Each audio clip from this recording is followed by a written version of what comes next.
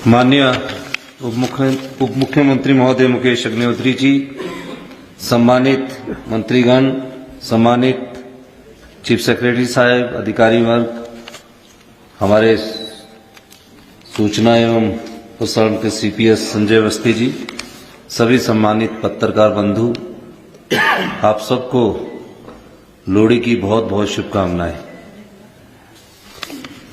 कांग्रेस ने चुनावों से पहले एक वादा हिमाचल प्रदेश के सरकारी कर्मचारी और अधिकारियों से किया था और कहा था कि अगर कांग्रेस पार्टी को हिमाचल की जनता सत्ता में लाती है तो हम अपने सरकारी कर्मचारी और जो सरकारी अधिकारी हैं जिन्होंने हिमाचल प्रदेश में विकास की गाथा लिखी है उनको हम ओल्ड पेंशन स्कीम के तहत लाएंगे। एक महीने के बाद हमारी कैबिनेट का एक्सपेंशन हुआ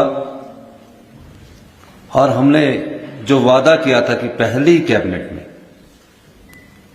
आज हमारी पहली कैबिनेट हुई जिसमें मंत्रिमंडल ने यह फैसला किया कि जितने भी सरकारी कर्मचारी और अधिकारी हैं जिन्होंने प्रदेश में विकास की नई सीमाएं लिखी हैं, नए आयाम स्थापित किए हैं, उन सबको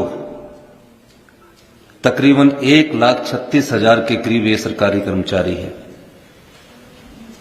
जिनको ओल्ड पेंशन स्कीम का लाभ आज से मिलना शुरू हो गया है। इसकी नोटिफिकेशन फाइनेंस डिपार्टमेंट आज या कल में कर देगा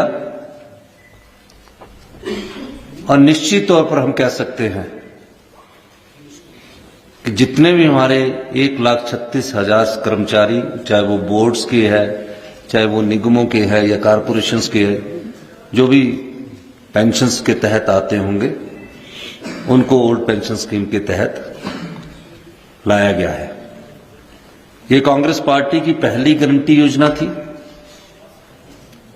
जिसमें श्रीमती प्रियंका गांधी जी ने सोलन में उस समय सरकारी कर्मचारी जो शिक्षक वर्ग के कर्मचारी थे डीसी ऑफिस के पास बैठे थे, मैं और मुख्यमंत्री महोदय मुकेश अग्निहोत्री जी उनके साथ गए। वहां हमारी नेता श्रीमती प्रियंका गांधी जी ने भी कहा था कि पहली कैबिनेट जब होगी हम ओल्ड पेंशन स्कीम को लागू करेंगे। तो सभी सरकारी कर्मचारी अधिकारियों को लोहड़ी का ये तोहफा हिमाचल प्रदेश की सरकार की तरफ से उन्हें दिया गया है। 1,36,000 जो कर्मचारी है आज लोहड़ी खूब धूमधाम से मनाएंगे। ये हमारा न्याय संगत फैसला है। इस फैसले में अड़चनें काफी आई, लेकिन हमने फैसला किया कि हमें सामाजिक सुरक्षा और मानवता की दृष्टि से इस पेंशन को लागू करना चाहिए। फैसला करते हुए काफी चुनौतियां आई और काफी वित्तीय बोझ का इस पर असर पड़ेगा। लेकिन जब हमने आकलन किया कि पिछली सरकार ने हमें हमारी झोली में क्या डाला है, आकलन करने के बाद पता लगा कि जो सरकारी कर्मचारी अभी सरकार में काम कर रहे हैं और जो सरकारी कर्मचारी रिटायर हो चुके हैं उसका पिछली सरकार ने 9,000 करोड़ रुपए का एरियर है जो आज तक नहीं दिया।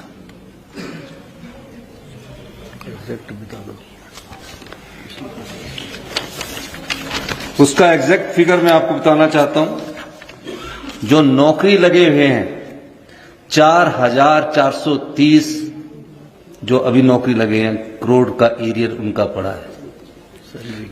जो सैलरी का है, जो नौकरी लगे हैं अभी उनकी सैलरी का जो एरियर हिमाचल प्रदेश सरकार को देना है। पेंशन वाले जो सरकार में काम कर चुके हैं रिटायरमेंट की जिंदगी जी रहे हैं, उनका 5,226 करोड़। और जो अभी 6th पे कमीशन लागू हुआ, उसका डीए तकरीबन 1,000 करोड़ है। तो पिछली भारतीय जनता पार्टी की सरकार हमारी झोली में 11,000 करोड़ की अदायगी जो हमने अपने सरकारी कर्मचारियों को करनी है वो डालकर गई है। ये कैसी व्यवस्था थी कि सरकारी कर्मचारियों के एरियर को भी नहीं दिया गया, जो पेंशनर थे उनके एरियर को भी नहीं दिया गया, और किस प्रकार से गवर्नेंस करते रहे और किस प्रकार का प्रशासन चलाते रहे।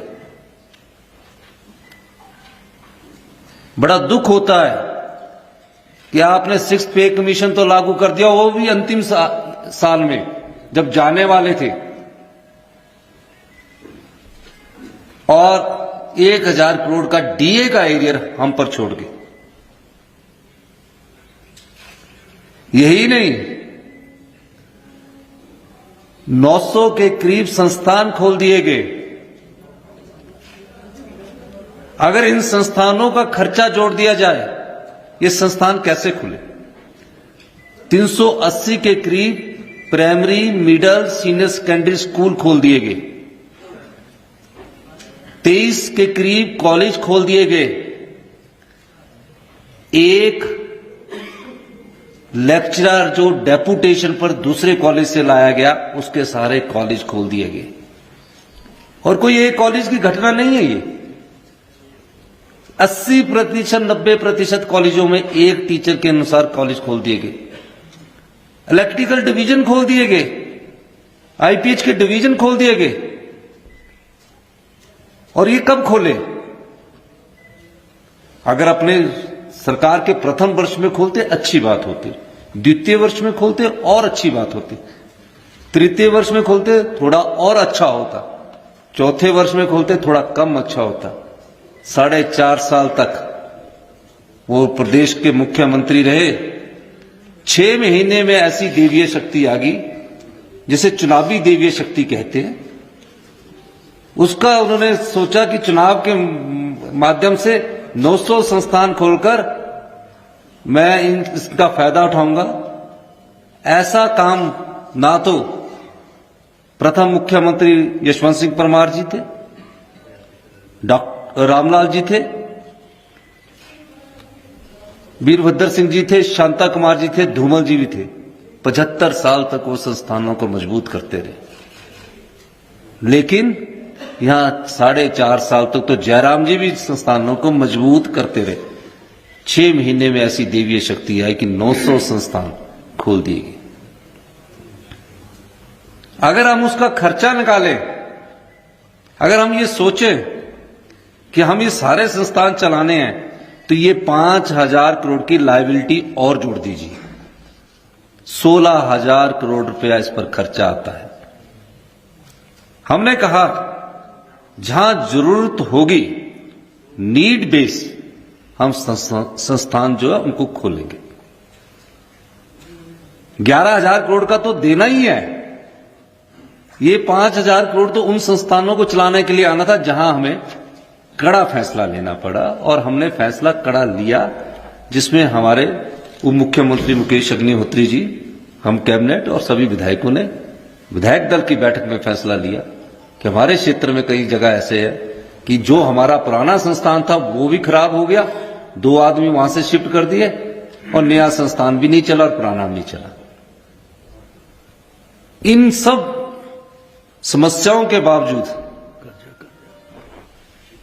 हमने फिर भी अपना वादा पूरा करने का ठाना था। चर्चाएं हुई, 3-4 बार मीटिंग हुई, अधिकारियों के साथ बैठक हुई। सबसे बातचीत करने के बाद फिर हम कर्जे पर आ गए कि डबल इंजन की सरकार थी, कुछ मिला होगा। जब कर्जा पता लगा तो 75,000 करोड़ का कर्जा हिमाचल प्रदेश की जनता पर चढ़ा हुआ है। ये कैसे सरकार चला रहे थे? कैसा इनका मंत्रिमंडल था? आज इन्होंने किस प्रकार इन्होंने सत्ता का विकेंद्रीकरण करके अपना सत्ता सुख भोगा है। इसीलिए हम कहते हैं कि हम सत्ता के लिए नहीं आए, हम व्यवस्था परिवर्तन करने के लिए आए हैं। 75,000 और 11,000 करोड़ का ये कर जोड़ लीजिए, 86,000 करोड़ रुपया, जिसमें 11,000 करोड़ हमको देना ही है। 86,000 करोड़ रुपए का कर्जा इस हिमाचल प्रदेश पर छोड़कर चले गए थे। और चुनाव जीतने के लिए अगर 5,000 करोड़ रुपए का और कर्जा लगा देते इन संस्थानों का खर्चा, तो 91,000 हो जाता। ये इस प्रकार की सत्ता हमें छोड़कर चले गए। फिर भी इन सब आर्थिक कठिनाइयों के बावजूद हम अपने संसाधन बनाने की तरफ आगे बढ़ रहे हैं। हम प्रदेश की जनता से अपील करना चाहते हैं, प्रदेश के सरकारी कर्मचारी और अधिकारियों से अपील करना चाहते हैं कि समय के अनुसार हमें बदलना पड़ेगा। हम हिमाचल की जनता पर आने वाले समय में कर्ज का बोझ ढाकर आगे नहीं बढ़ सकते। हिमाचल सुंदर प्रदेश है, इसलिए हमें आने वाले समय में कुछ और कड़े फैसले लेने पड़ेंगे, क्योंकि व्यवस्था को सुचारू रूप से चलाने के लिए कड़े फैसले लेने की जरूरत है। और उसमें हम पत्रकार बंधुओं का भी साथ चाहते हैं, हिमाचल की जनता का भी साथ चाहते हैं। फैसला समाज के और प्रदेश के हित के होंगे। ये बात हम इसलिए कह रहे हैं कि जब फैसला लेना होता और जो वादा किया होता है, वो कांग्रेस की नीति भी साफ थी, नियत भी साफ थी। अभी तो पहला विधानसभा सेशन हुआ, हमसे पूछते थे कब ओल्ड पेंशन स्कीम लागू होगी। हमने ओल्ड पेंशन स्कीम लागू करके अपनी दृढ़ इच्छा शक्ति का परिचय दिया है और आज से ही लागू कर दी गई है। और देखिए, दिन रात मैं अधिकारियों का भी धन्यवाद करूंगा। ये वही अधिकारी है जो उनके समय में थे, लेकिन हमने सोच को बदला। दिन रात मेहनत करने के बाद हमने बोला कि जो एनपी जिनको पेंशन नहीं मिलती, उनका जो पैसा कंट्रीब्यूशन है, जो 14% हम देते हैं और 10% एम्प्लॉय से लेते हैं, वो कितना बनता है। पता लगा 8,000 करोड़ रुपया केंद्र सरकार के पास इन सरकारी कर्मचारियों का जमा हुआ है। हमने पत्राचार किया कि आप हमें इसको दीजिए। वो कहते हम सरकार को देने के नहीं चाहते, हम वाद्य नहीं है। कोई इंडिविजुअल व्यक्तिगत तौर से मांगेगा तो उसको हम वाद्य है मान सकते हैं, वो भी सोच विचार करके। सरकार को नहीं देंगे 8,000 करोड़ रुपया। लेकिन फिर भी हमने इन सब समस्याओं को पार करते हुए फैसला किया कि हमारी सरकार का दृष्टिकोण स्पष्ट है और हम पहली ही कैबिनेट में अपने सरकारी कर्मचारियों को, जिनको 1,36,000 कर्मचारियों को लोहड़ी के इस शुभ अवसर पर यह तोहफा देना चाहते हैं। और आज हमने उनको तोहफे के रूप में ये पेंशन योजना लेकर ओल्ड पेंशन स्कीम उनको दी है। दूसरी, हमने कहा था अपनी गारंटी योजना में कि हम सुधार के साथ आगे बढ़ेंगे, और हमने फैसला किया था कि हिमाचल प्रदेश में आधी से अधिक महिलाएं हमारी जनसंख्या में है। अब उनको हमने वादा किया था कि 1,500 रुपया हम मासिक पेंशन उनको देंगे। अब 1,500 रुपये मासिक पेंशन के लिए हमने वादा किया। आज पहली ही कैबिनेट में यह भी फैसला ले लिया गया कि 1,500 रुपया मासिक पेंशन दी जाएगी, और एक सब कमेटी धनीराम शांडिल जी के नेतृत्व में जगत सिंह नेगी जी और अनिरुद्ध सिंह जी के नेतृत्व में बनाई गई है, जो 30 दिन के भीतर चंद्र कुमार जी के नेतृत्व में बनाई गई है। शांडिल जी, चंद्र कुमार जी और अनिरुद्ध सिंह जी, जो 30 दिन के भीतर हमें किस प्रकार इस पेंशन योजना को लागू करना है वो लागू कर दी जाएगी। योजना को लागू करने का एक खाका तैयार किया जाएगा, वो हम लागू करने के लिए भी बाध्य है, क्योंकि वो हमारी गारंटी योजना में है। तीसरा, एक और हमने वादा किया था कि हम 1 लाख रोजगार के अवसर पैदा करेंगे। हमने आज ये फैसला किया कि हिमाचल में युवा दर बदर भटकता है, क्या कौन से ऐसे रोजगार के साधन पैदा किए जाएं सरकारी क्षेत्र में, उस दृष्टिकोण से हम आगे बढ़ने की कोशिश कर रहे हैं। हम वैसा रोजगार नहीं देना चाहते कि जहां पेपर पहले लीक हो जाता है, पेपर बिक जाता है और लोगों को रोजगार दे दिया जाता है। हम ऐसा रोजगार देना चाहते हैं जहां पारदर्शी रोजगार नीति आए। इस दृष्टिकोण से भी हम कार्य कर रहे हैं और मेरिट को उपेक्षा ना की जाए, इस दृष्टिकोण से हमने एक और कैबिनेट सब कमेटी का गठन किया है, जो श्री हर्षवर्धन चौहान जी, जगत नेगी जी और रोहित ठाकुर जी के नेतृत्व में 30 दिन के, यानी कि आज 13 है, 13 फरवरी तक कैबिनेट में अपनी रिपोर्ट को सबमिट करेगी। दोनों ही कमेटी हम वचनबद्ध है अपनी 10 योजनाओं को लागू करने के लिए, हम वचनबद्ध है अपने प्रतिज्ञा पत्र को लागू करने के लिए। पर ये कोई 1 साल में नहीं लागू होनी है, ये पूरे 5 साल में लागू होनी है, लेकिन 3 1 साल के भीतर लागू होनी है। एक तो लागू आज होगी, बाकी की 2 ओल्ड पेंशन आज लागू होगी, बाकी की 2 1 महीने के बाद भी लागू होनी है।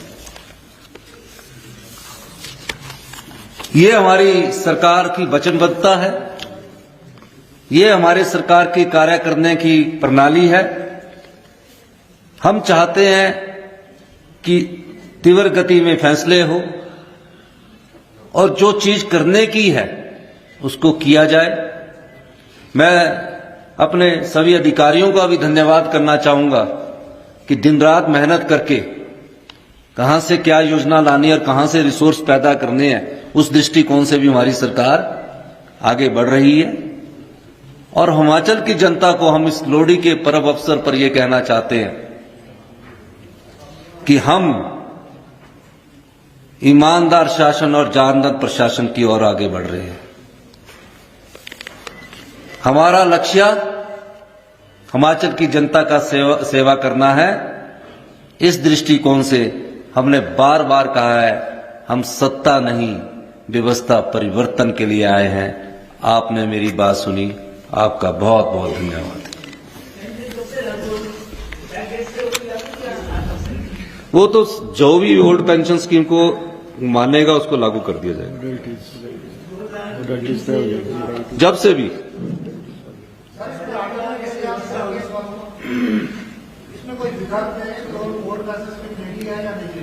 नहीं, वो तो ऑप्शनल हो, अगर उनकी मर्जी है। हमने तो ओल्ड पेंशन स्कीम लागू कर दी है।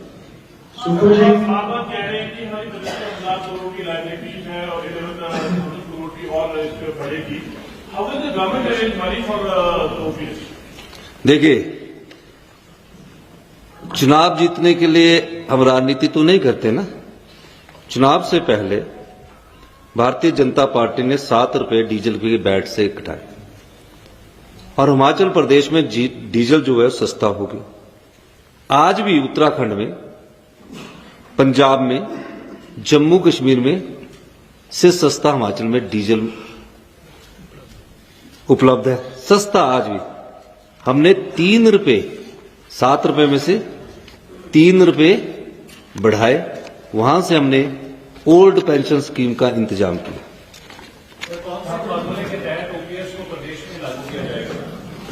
जो पुराना ओल्ड पेंशन स्कीम नाम दिया, ओल्ड पेंशन स्कीम फार्मूले के तहत ही लागू किया जाएगा।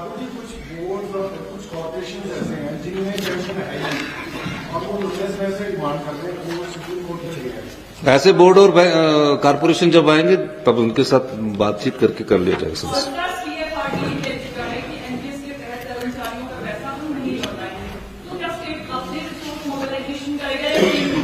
मेरी बात को आपने सुना नहीं कि 8,000 करोड़ रुपया सरकारी कर्मचारियों का जो कंट्रीब्यूट होता है, जिसमें 14% सरकार का शेयर जाता है और 10% एम्प्लॉयज की पे से कटता है, वो केंद्र सरकार के पास पड़ा है।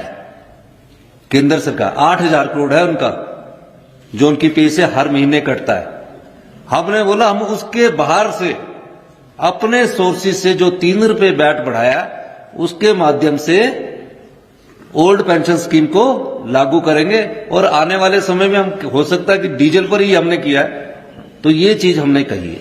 सर ये जो फार्मूला की बात की आपने, ये राजस्थान, छत्तीसगढ़, पंजाब किस फार्मूले के तहत हिमाचल प्रदेश में ओल्ड पेंशन दे रहे हैं? एक ये, दूसरा जो एरियर देना है 2003 से लेकर, उसको किस तरीके से देना है?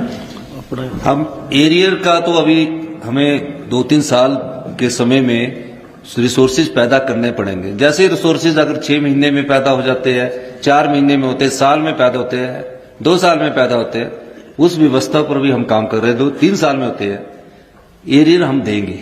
लेकिन अभी इमीडिएटली हमारे पास एरियर का पैसा देने के लिए पैसे नहीं है।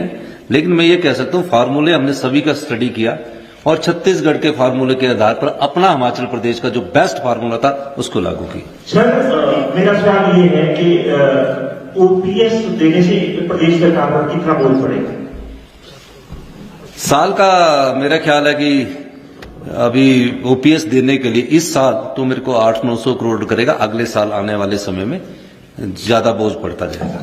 सर 3 क्वेरीज हैं छोटी छोटी, और क्वेरीज का मतलब सिर्फ इतना है कि जो मैसेज है वो आगे बिल्कुल क्लियर जाए।